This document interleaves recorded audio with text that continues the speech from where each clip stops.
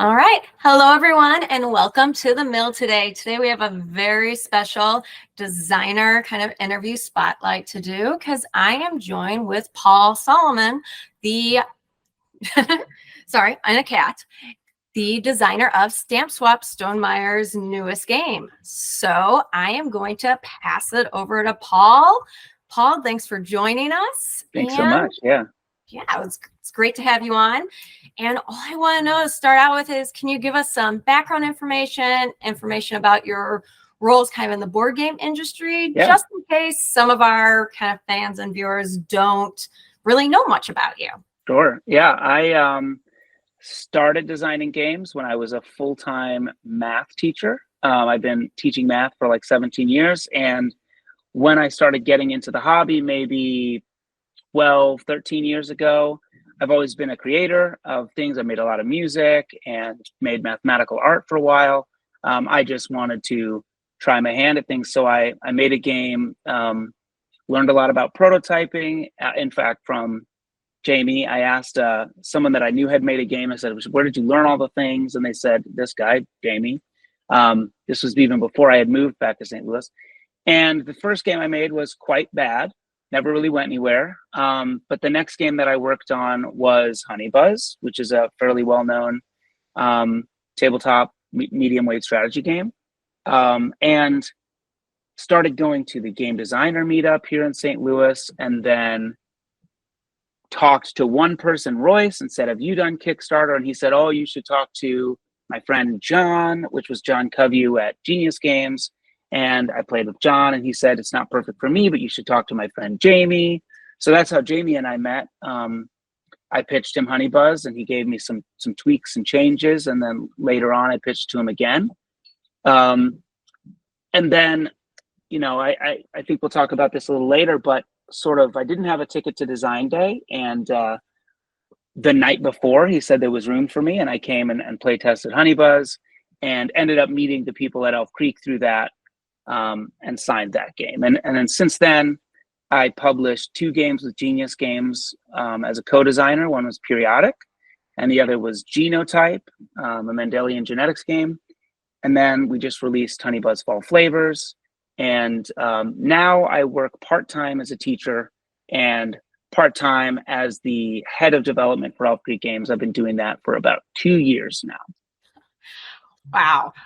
I didn't even realize that. Periodic was actually the first game I ever played at a Gen Con. Oh, wow. That's awesome. Back in 2019. Yeah. The first game we sat down in the vendor hall with. Super cool. Yeah, that was a fun project, and it happened really fast. And for a while, John and I were like meeting every week, and I was just working on every game that he had, which was very cool. And I learned a ton about making games through that. Very cool. Apparently, we've been teaching for about the same time, just in opposite ends of the world. That's about when I started teaching English. Yeah. Very cool. All right. So I'm going to go to our next. Let's start with Stamp Swap's origin. And then if you want, we can bleed that into kind of what happened with Design Day in that case. Yeah. So I talked a little bit about Design Day. So let's get the Stamp Swap origin story and then bleed into what happened at the Design Day when it was. Yeah. So I think, if I can remember correctly, this was about 2 years ago, maybe a little more, maybe 3 years ago. I played a game called Coin Quest, which is a game about coin collectors. And, you know, in the lore of the game, they meet up like every month for a night, and they do this sort of secretive coin. I don't know what it is, but it's sort of a bag building auction game.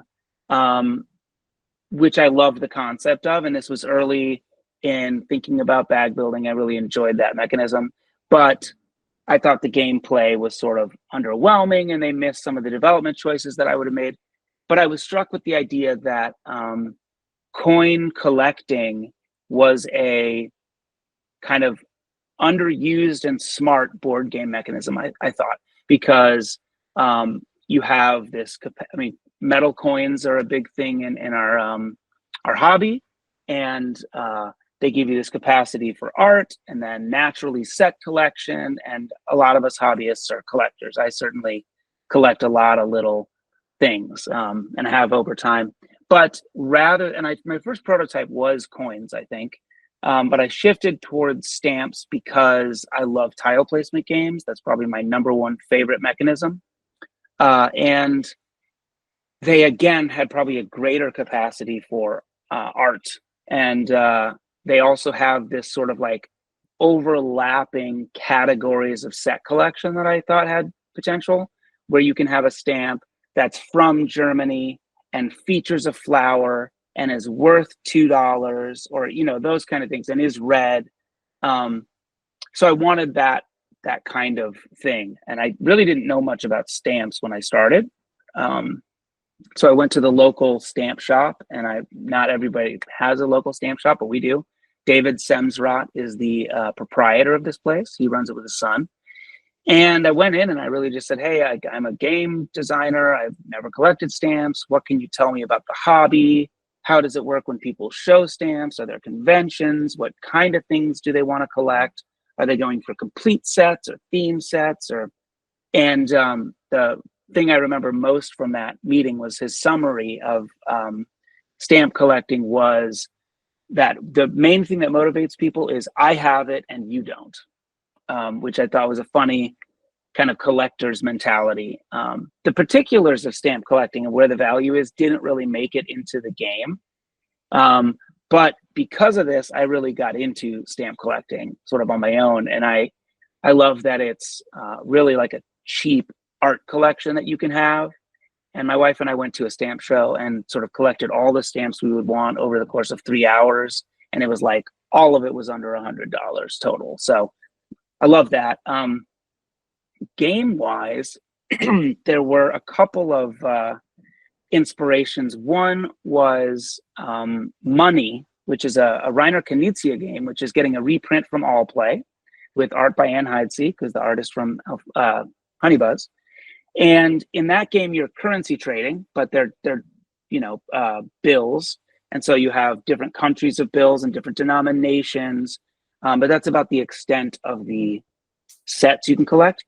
But the cool thing here is it's sort of a blind bidding, and then you collect these currency from the middle, but you end up actually, one of the things you can do is take someone else's bid and sort of swap it with yours.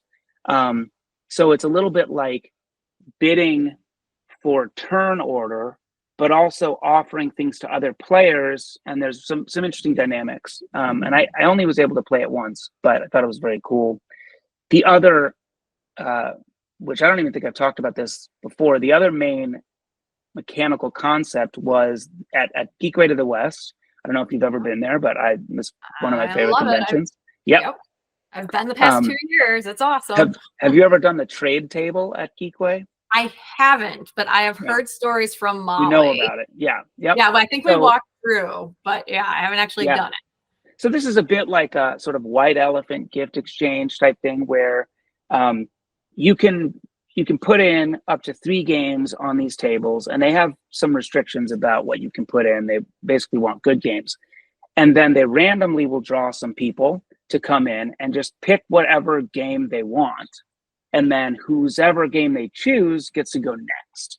And so the mechanic of the game, of that game, if you can call it a game or a mechanic, is that you want to offer a good game so that you can then get a good choice or be selected by someone else so that you can go next. And Stamp Swap does feature that, where depending on how I cut my piles, if I create a good pile or something that's universally appealing, then I'm more likely to go earlier in the round and have more choices for what I take from someone else. So that, those are a couple of the mechanisms that I sort of put in there. Yeah. Gosh, you're so right. Like that wouldn't even occur to me. Geekway really does use gamers to kind of gamify even picking games out. Yeah. It really is in there. Yeah.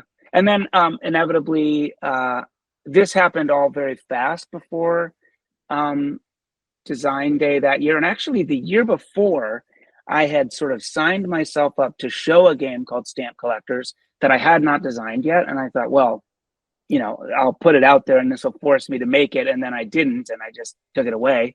But then a couple months before Design Day, 2 years ago, I sort of made the thing a reality, and then was able to sign up and show it off. And then the playtesters in my couple of playtests liked it enough. I think it was the highest rated game that year. Nice. And Jamie sort of came around. It was originally designed to be in the Honeybuzz world because I knew Elf Creek and wanted to work with Hide and Seek again, and naturally wanted to expand that. So the original prototype was sort of in the language of that game. And when Jamie came around and looked at it, he was like, oh, you know, I didn't know it was so finished. And at that time, I didn't really know if I thought it was like a good game. I sort of knew that it was working. And, you know, because of the way that design can work sometimes, you know, a game's going to work on the table, but will it be loved or enjoyed or fun? But Jamie was excited enough that we sat down and played it a couple times, and he ended up signing it, which was, to work with my friend was a really awesome pleasure. Yeah, that is really cool. So since we're talking about that, so we go from that process, and Jamie has mentioned before, you've mentioned before that you guys were friends first and kind of had this unique experience really with the development of Stamp Swap. So kind of combining that, like, one, what was that like? Is there something else from Stonemaier games that really like brought you to them? Besides, I know you mentioned kind of gained reference to Jamie. You know, were there other reasons you were maybe excited that Stonemaier was picking it up? So kind of how was all of that working? Yeah, there's, I mean, again, part of my earliest conception of game design came from Jamie's sort of tenets of good game design.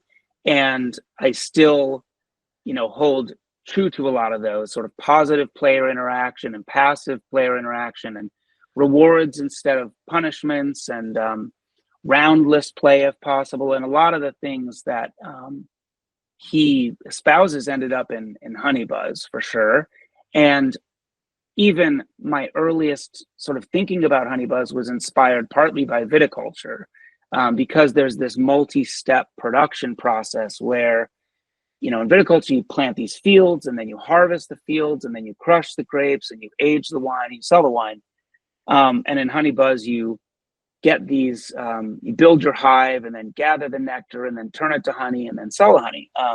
So my original title actually was apiculture, which is the title for the making of honey. Well, actually, no, the very first title was hipster honey, I think. Something like that. I can't quite remember. But the idea was you were selling to hipster bears who wanted their artisanal flavors, like avocado honey was sort of in a previous hipster millennial time. So I do think viticulture is really cool. I love Libertalia and the changes that he made to that. I really enjoy Rolling Realms a lot. And what else is on my shelf over there? I've got almost all of them. I also was super excited about the design of Wingspan. I think that really fits my style of game, especially the round scoring benefits. But a lot of my core gamer group was not as excited, so we don't play it that much. And then, of course, yeah, I mean, Stonemaier is very successful, and Jamie is really insightful and sharp. So the opportunity to try to work with him was sort of, you know, a dream. I think a lot of designers would have that would be sort of a dream publisher. And I know that at Elf Creek, it's like a lot of the titles we get we're their second choice, you know, because they would love to work with Stonemaier. So you got some pretty awesome games over there at Elf Creek too. Yeah. We put a lot of love and time into them. Oh yeah. Yeah, I think I told you Santa's Workshop, and it's Atlantis Rising too, right? It is, yes. And Santa's Workshop was one that I helped develop, and really proud of that game as well. Yeah, I got an 8-year-old upstairs who you're probably like his number one. He's probably one of your number one fans then with that one. Cool. Yeah. So very cool. All right, so said you work a lot with Elf Creek. You now have Stamp Swap with Stonemaier. You teach. So that's right. How do you juggle all of this? Like, do they influence each other? Like, that is a lot. Yeah, it is. The part-time workload at school really obviously has been amazing. I did my first design when I was still full-time, and a lot of my hobbies over the years was all sort of in my extra time, at nights and stuff, and sometimes late nights. But now my schedule is sort of like, I get up at a normal time, I go to work, I teach first period and second period, I have third and fourth off, I teach fifth period, and I'm done by 1 o'clock every day. So today I was done at like 10:30. So that gives me a chunk of time in the afternoon to sort of do things, but also the decreased student load means that there's less reports to write, less grading to do. And that suits me. I appreciate that. But yeah, I wear a lot of hats, and I wear a lot of hats at Elf Creek. And, my family, of course, takes a lot of my time. And I've sort of found a little more of a balance lately where I used to be super hyper focused on my hobbies. And, I would just, if I was prototyping, then I would just spend all of a week prototyping. But now I can sort of do that and back and forth between grading and stuff, which has been a big boon to my teaching career. And they do feed back and forth between each other. I run a club at school called the Guild of Geeks, which is a lot of different guilds. There's like an anime guild and a board game guild and a Magic the Gathering guild and Minecraft guild and lots of geeky things. We have a weekly game game session, afternoon, meeting. But also I play with students in free periods sometimes, and a lot of the play testers named in my games are students, which is really cool. And actually the Honey Buzz Beeple shape was designed by a student who at the time was in 8th grade and designed this 3D printable Beeple, and that ended up being basically the final design. So a lot of that. And then from time to time, students will want to talk about the ideas in game design, but mostly they just like to play, and I take their feedback. That's really cool. Very nice. So I'm kind of curious because you brought up like math art earlier. Yeah. Yep. Does that play into? I'm gonna show off this board, the back of the board here, because oh my gosh, you love that. Yeah, it's absolutely gorgeous. I didn't really have any control over that. I love the way that they did that, but the mathematics, and I have a master's in mathematics, and been obviously teaching it a long time. The background there does shape the way I design a lot, and I look for simple schemes that sort of the balance systems that would be sort of mathematically sound come from that sort of a background. And like, for example, the combinatorics of trying to figure out if I have these many colors and these many themes and these many denominations, and some of them are two of them together, like how to make that balanced or symmetric in some way that, I really like that puzzle. But mathematical art, for me, is something that I've been doing sort of since like 3rd grade. I remember being in the library after school. I was not like a let's go out and play soccer kid. And we had just sort of learned about protractors and when you were using them. And I started, making designs and sort of like making stars by measuring degrees, and then like making 6-pointed stars and 8-pointed stars. And I remember that really well. And then later in life, I went to the Bridges Math Art Conference, which is a sort of global mathematics and art conference, and worked on a lot of different pieces that you can find them on my website, paulsolomon.com. And the thing there is that there's this connection between what the mathematics tells you about when something is right or feels right or solid or supported by something or reflects something greater than myself. But then there's also always this personal aesthetic, which is like, what do I like about it? And, creating pieces that are a blend between like what I personally like and what have this structure to them that's informed by something other than me is something I love. And I think that, making games allows me to do that same thing in a really different way. And honestly, I think that for a lot of people, gaming is like the number one way that people engage with mathematics in the everyday world, and not just the arithmetic, but like the strategizing and analyzing and those kind of things.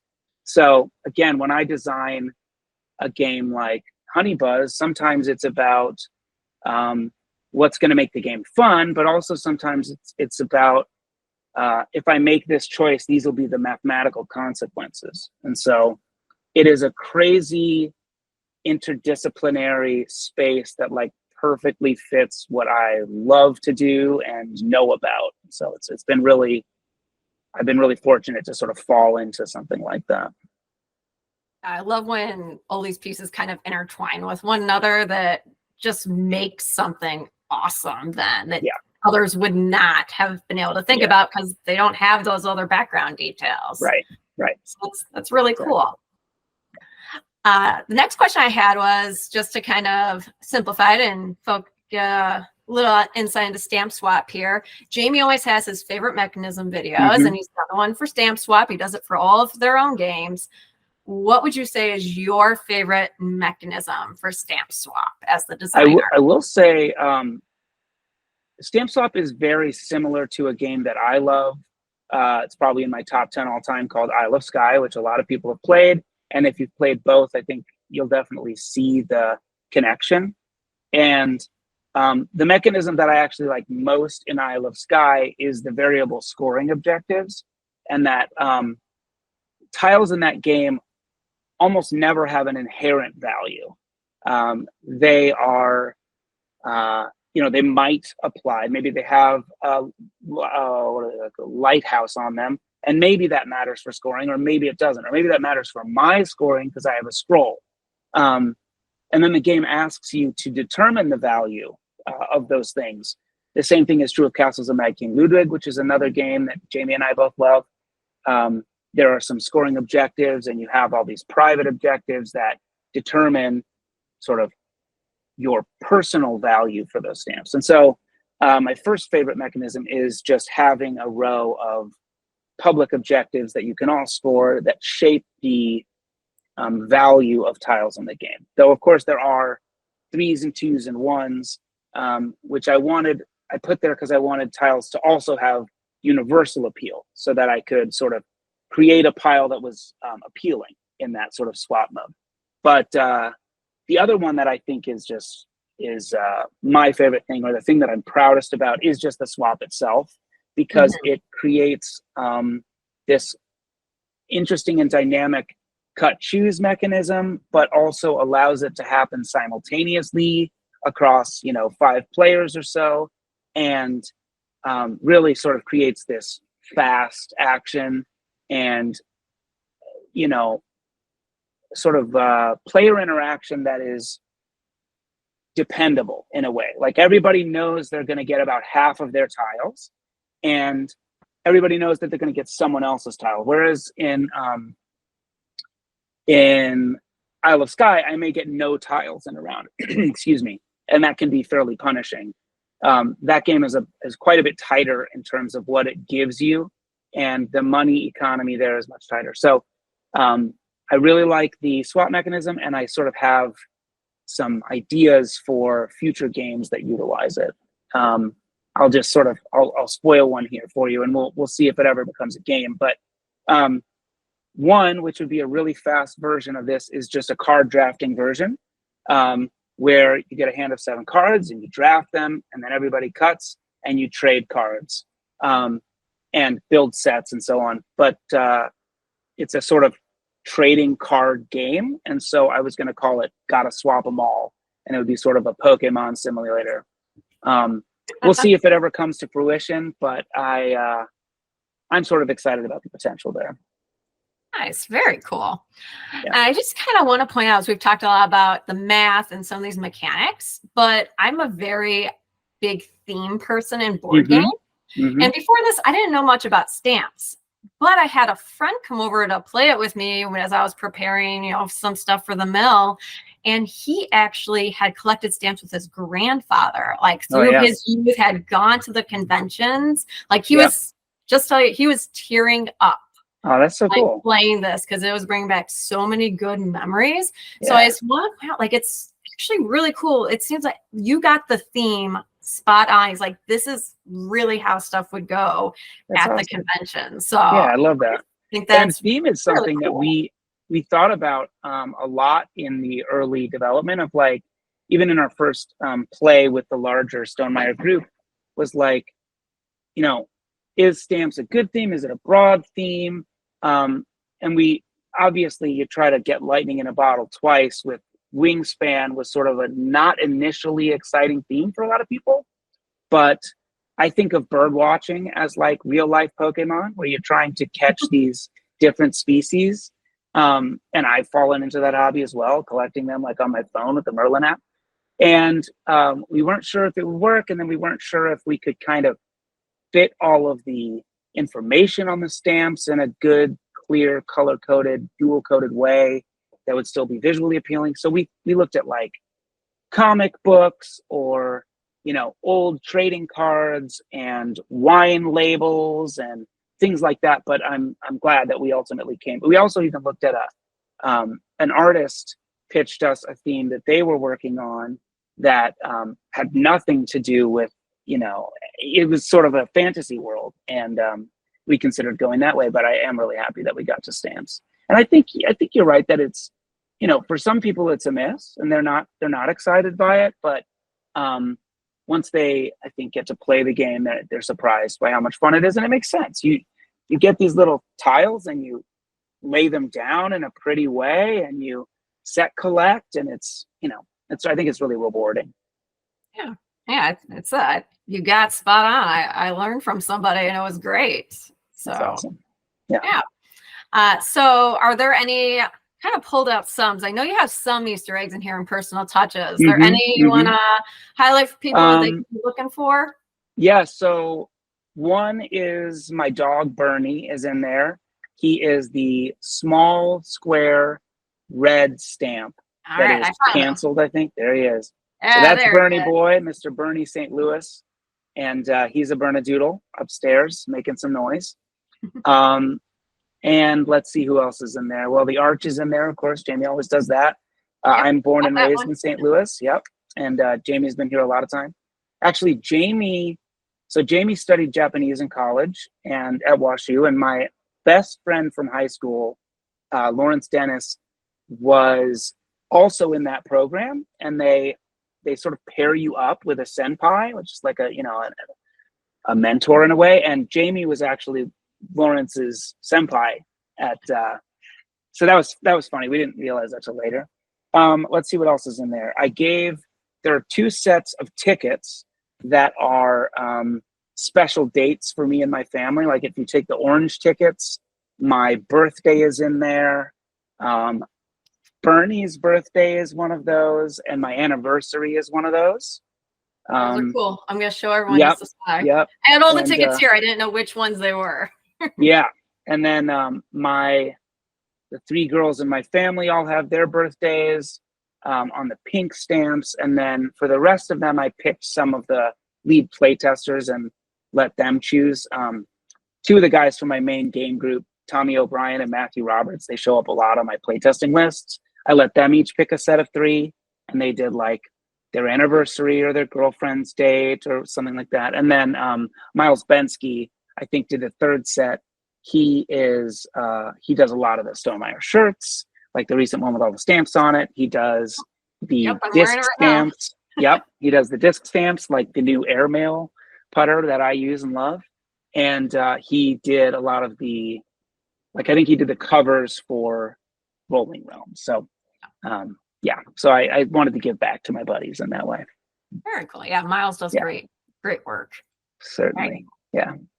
Okay, so I'm going to kind of combine a lot of these here. I feel like we've kind of hit a lot of different pieces here. Yeah. So is there anything else you want people to know about Stamp Swap?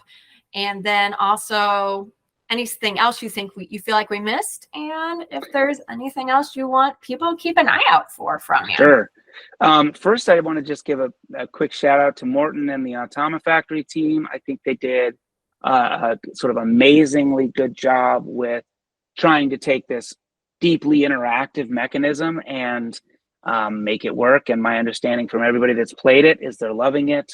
And I think that's really cool. With Stamp Swap, no, I think I'm happy that it's out there, and I'm glad. I'm so thankful for all the positive feedback people have given me. And, we aim to bring more joy to tabletops worldwide, and I think it's really cool. I have a couple of things coming up. Let's see. I have a game that was at Design Day last year. It was a trick-taking game called Cheap Trick originally, and a handful of people played that. I think it did very well. I think it was the #2 highest rated game. My buddy Pete had another trick-taking game that did really well. I think it was the #1 and is signed with a publisher. And Cheap Trick ended up getting signed with a publisher who hasn't made the announcement yet, so I won't spoil that. And it's been rethemed. It's the theme now is sort of like, I don't if anybody knows the like "Let's All Go to the Lobby" song with the sort of anthropomorphic, soda, candy, and popcorn. That's the art style, a sort of Cuphead style. And in the game, you're all about to go to the movie, and you want to buy all the best snacks you can out of the lobby. So you play cards to buy snacks, but whoever spends the most on snacks is out of money and can't go see the show. So that's sort of like a bust mechanism, a little bit like High Society. And I think it's a really fun game. It's actually a may follow trick-taking game as opposed to a must follow. So there's a ton of player agency and freedom of choice to try to, feels a little bit more like an auction game than a trick-taking game. And I think we'll see that by the end of 25 probably. So we're getting to look at art now, and I'm just really excited for that one. Very cool. Yeah, and definitely I just want to echo a shout out to the Automa team. They do a great job, and I seem to have started just doing the solo playthrough, so I greatly appreciate it. Yeah, and I'll say another thing too about that. Morton, when he was doing all that work, he does a lot of really good spreadsheet and data collecting work, and actually sort of that informed the final balance changes. And Jamie has talked a lot about how a game like Stamp Swap doesn't have to be as balanced as I initially made it, because the swap and the draft are both self-balancing mechanisms. And so, you can have bigger swings, but for the solo mode where things have to be a little more restrained and predictable, Morton was able to sort of nudge on a couple of numbers and really, I think, helped improve things. So again, another shout out to Morton. Yeah, very cool. Yeah. All right. Well, thanks so much for coming on the mill, Paul. We really appreciate it. Always love getting our Stonemaier designers on here. Yeah, thanks for having me on. It was really fun. Yeah. All right. Well, I will. Hopefully, maybe I'll get to talk to you again sometime. It was great meeting you at Geekway, if nothing else. Yeah. Yes. All right. Well, you have a great night. Thanks. All right. See ya.